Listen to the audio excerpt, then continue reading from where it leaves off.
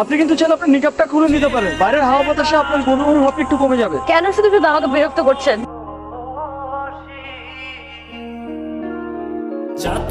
আপনি কি কোনো প্রবলেমে পড়েছেন? আপনার কি কোনো সাহায্য দরকার? আপনি আবার আমাকে বিরক্ত করতে এসেছেন। আপনি প্লিজ চলে যান। আপনি সাবধানে থাকবেন। শুনেন, আমার আসলে আপনার সাহায্যের খুব প্রয়োজন। তো আপনি কোথায় যাবেন? আমি আসলে বাসা থেকে পালিয়ে এসেছি। তারা আমার বিয়ে ঠিক করেছে অন্য একটা জায়গায়, আমার মতে। সেই জন্যই আমি পালিয়ে এসেছি। তাহলে আপনাকে কিভাবে সাহায্য করতে পারি আপনি বলুন। আপনি কি কয়েক দিনের জন্য আমার একটু থাকার ব্যবস্থা করে দিতে পারেন? আপনার প্রবলেমটা তো খুবই জটিল। এভাবে মেয়েটাকে একা রাস্তায় কিভাবে ফেলে যায়? এই প্রথম কোনো মেয়েকে দেখে এক দেখে এতটা ভালো লাগছে। তাছাড়া একটা মায়াও কাজ করছে। আচ্ছা, বাসায় নিয়ে যাবো? আপনি চাইলে আমার সাথে আমার বাসায় যেতে পারেন। আমার বাসায় 2টা বেডরুম আছে, মাঝে মধ্যে মা গ্রাম থেকে আসলে আমার সাথে থাকে আর কি। এই মুহূর্তে আমার আর কোনো উপায়ও নেই। চলুন তাহলে। আপনি তো ব্যাচেলার, আপনি বিয়ে করলেন কবে? আরে এবার ছুটি দিয়ে যে বিয়েটা সেরে ফেললাম আর কি। আপনি এখানেই থাকবেন। কোথায় যাবেন? আমি বাইরে একটু খাবার দাবার নিয়ে আসি, আপনি একটু এদিকে রেস্ট টেস্ট নিন, কোনো সমস্যা নেই। আমি রান্না করতে পারি। আমার বাসায় রান্না করার মতো তেমন কিছু নেই। আমি বাইরে যাই, না হলে এখন আমাদের খাবারগুলো নিয়ে আসি, আর কিছু বাজারও নিয়ে আসলাম সাথে। বাইরে আপনি মনে হয় জামা কাপড় আনতে ভুলে গেছেন, কোনো জামা কাপড় আনি নিতে হবে, তাই না? আমি আসার সময় কোনো কিছু সাথে আনতে পারিনি, কিন্তু কিছু টাকা এনেছি। আপনি এটা প্লিজ আপনার কাছে রাখেন। এই টাকাটা আপনি আপনার কাছে রাখেন, আপনি আপনার কাছে খরচ করবেন, ঠিক আছে? বা এটা কি আমার বাসা? আপনাকে আমি কি বলছিলাম, আপনি ফ্রেশ হয়ে রেস্ট করবেন। বাসা কোথায় দেখেছেন কেন? আমি একদম অগোছলো থাকতে পারি না। আমি খুবই সরি, আপনার পারমিশন না নিয়ে আপনার বাসা। ওকে, এখানে আমাদের দুপুরের খাবার, বাজার আর মেয়েদের কিছু ড্রেস আছে।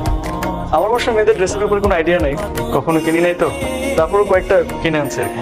আপনি পরে যে পছন্দ করে কিনে নিতে পারবেন, কোনো সমস্যা নেই। আপাতত এখান থেকে একটা পরে নেন। আপনি শুধু শুধু কেন বলেন তো জামা কাপড় আনতে গেলেন? কি দরকার ছিল? তাই তো আপনি কি ডিসিশন নিছেন? সারা জীবনে একই জামায় থাকবেন? আমি তো অফিসে টিফিন বক্স নিয়ে যাই না, কিন্তু বাড়ি থেকে খেয়ে যাই।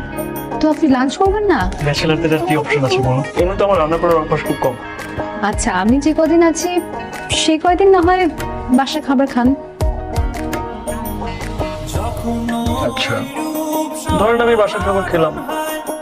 এখন বাসার খাবার যদি আমি অফিসে নিয়ে যাই, তারপর যদি আমার কলিগরা বলে যে বাসার খাবার কই থেকে আসলো, তখন আমি তাদেরকে কি বলবো? কি আর বলবেন?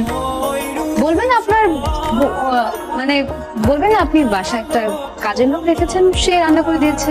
আর যদি কোনো প্রবলেম হয় আমাকে ফোন করবেন, আমি আমার নাম্বারটা এটা সেভ করে দিচ্ছি। কেমন? ঠিক আছে। চাচা আপনি? শুনলাম তুমি নাকি বিয়ে করেছো, বিয়ে করে বউ নিয়ে আসছো, তাই বৌমাকে দেখতে চলে আসলাম। আমাদের বাড়িওয়ালা চাচা, রশিদ চাচা। সালাম দাও। সালাম চাচা। ওয়ালাইকুম আসসালাম। বৌমা তো দেখতে খুবই সুন্দর, তোমাদের দুজনকে খুব মানিয়েছে। রাফি তোমার ছেলের মতো, খুব ভালো ছেলে।